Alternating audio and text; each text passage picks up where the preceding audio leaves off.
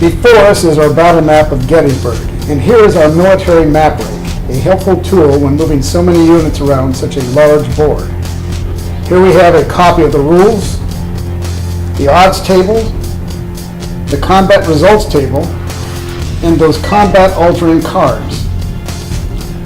Now, as we pan across the map, we see the town of Gettysburg, a true crossroads.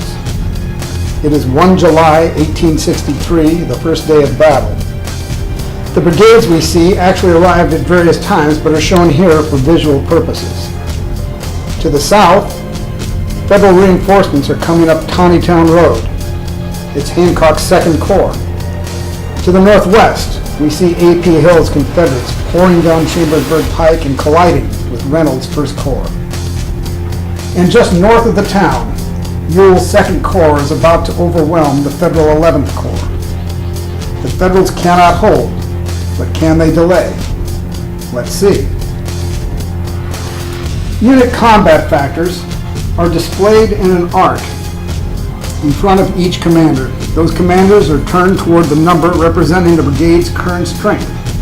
But that will change when the action commences and the commanders are rotated to lower and lower numbers as casualties are taken. Today we are going to use the dice and combat results table instead of the phone app to determine combat outcomes. In this way you will see how those results are calculated. And here are a few basic rules. Each hexagon, numbered and lettered for phone app purposes, represents 300 yards. Black outlines indicate high ground, blue outlines buildings, and red outlines linear obstacles, including the railroad cuts, sunken road, and stone wall. Cavalry moves up to 4 hexes a turn, artillery 3 hexes, but only 2 if it unlimbers and fires in the same move. Infantry moves 2 hexes. Cavalry has a combat zone of 1 hex, infantry 2 hexes, and artillery 4 hexes. Combat has commenced. It's the Confederate turn. They draw a card. The card says when Brigadier General Gordon arrives on the field, he increases the combat factor of any unit he accompanies by 2. He was one of General Lee's most trusted generals. His unit has already suffered some loss. He's at a 3, so we're going to move him to a 5 before the attack begins. Now the units will move to the attack. You'll notice that the artillery is fighting the artillery. Avery will come and enfilade. Gordon will attack.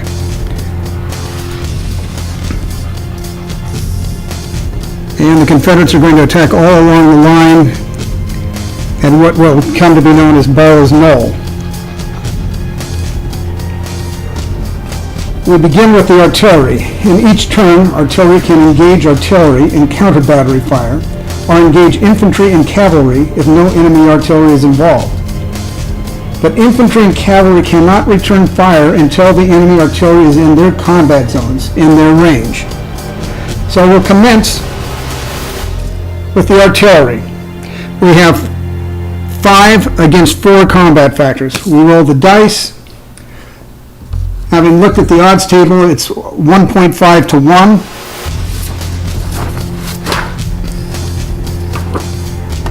Combat results table at 1.5 to 1 on counter battery fire, which is the lower level. Shows that the defender loses 1 combat factor, the attacker loses none.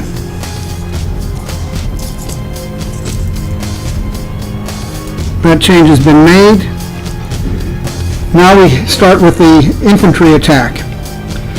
You'll note that Von Gilsa is on high ground. He's on a black outline hex. He's being enfiladed by Avery. Avery has 4 combat factors, so he triples to 12. Gordon has 5. O'Neill has 6. Doles has 4.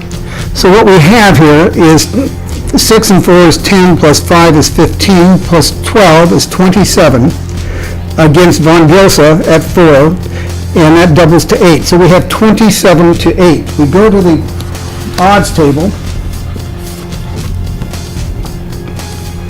And 27 to 8 comes out 3.5 to 1. The dice are rolled at 3.5 to 1. We get a 2.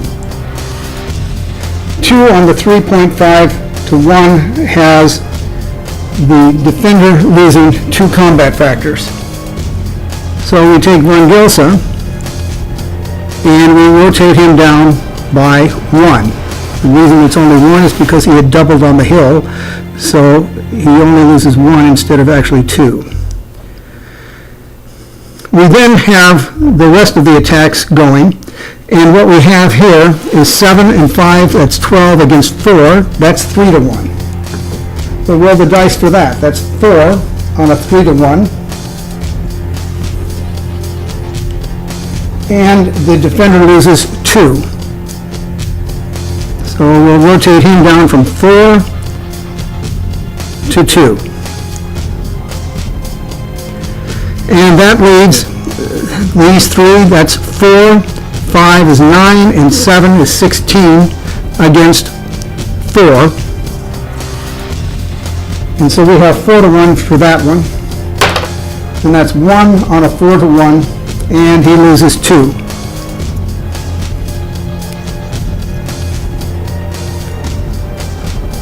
Now here's where it gets interesting. From a militarily realistic point of view, no one retreats unless they choose to retreat. And if the Federals choose to retreat now, they can retreat 1, or they can retreat 2. If they retreat 2, it's considered a rout, and they pay a heavy penalty for that. If they stand, the Confederates can continue to fight them from this distance, or they can close. And if they close to within 1 hex, that's considered the charge move. And when they have that battle, if the Federals are retreating from that, it's an automatic rout. So from the Federal point of view, they're faced with a dilemma here. If they pull back, they have no high ground left. If they stay, they're going to be overwhelmed. Clearly, at this point, it's time for them to pull back. And that's what we will see here. So the Federals are going to pull back. They're going to retreat 1.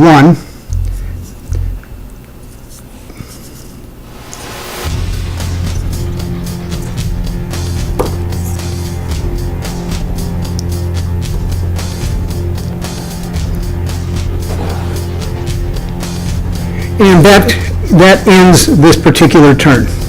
It is now the Federal turn. They'll commence by drawing a card.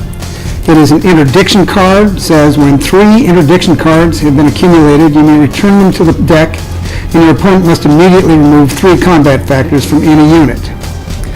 Now we'll begin by moving the Federal reinforcements forward. The infantry can move 2 plus 1 on the road. So we'll take these, 1, 2, 3. And the same thing with these, bring them right on up.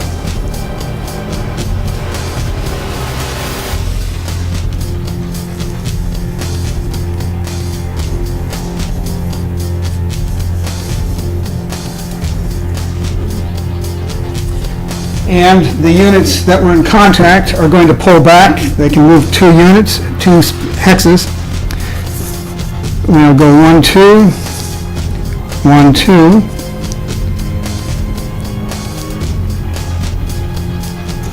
1, 2.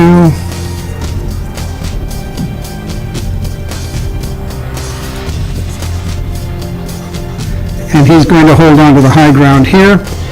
This flank has been turned. That means these folks are going to have to pull back as well from McPherson Ridge to Seminary Ridge.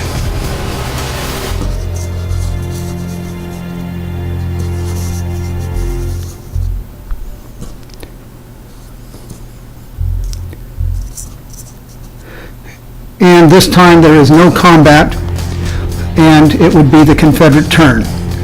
This concludes the demonstration. It gets quite exciting from this point because as the units close and go into the charge mode, that's equivalent to a bayonet charge, and some units are going to surrender, some are going to fall back in a regular retreat, and some are going to be routed. So it's a question of whether or not the Federal reinforcements will arrive in time. And that's what the game is all about. We hope you enjoyed it.